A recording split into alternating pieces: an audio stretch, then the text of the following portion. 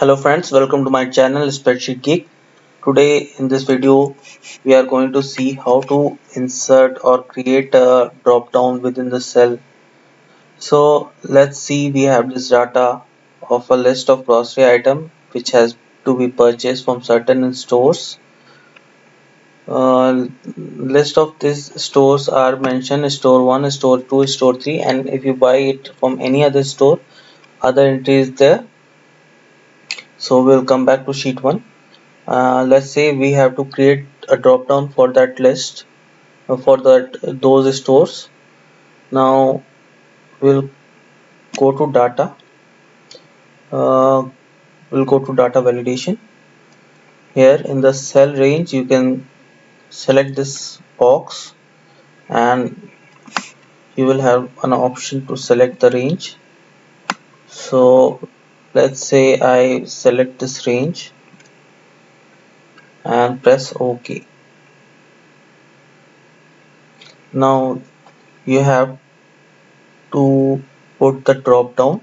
So we'll select the list of range in the criteria, list of range, and we'll give the range to this list. So we'll go to sheet 2 where at least list of drop down is there.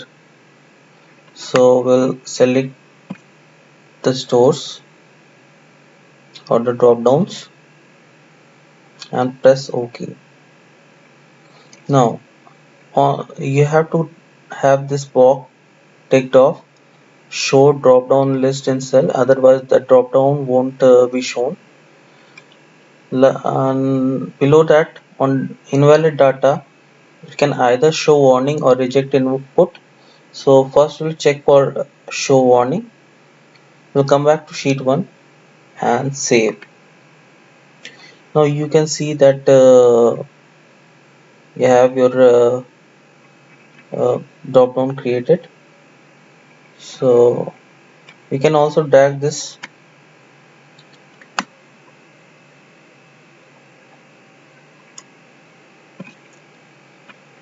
Now um, let's see what happens when we make entry other than the drop downs. So let's write store 10.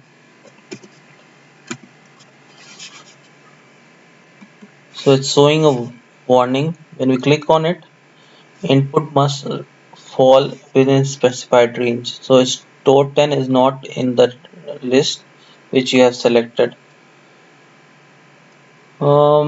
Let's copy this. We'll copy it and let's paste. Now go to paste special, paste data validation only.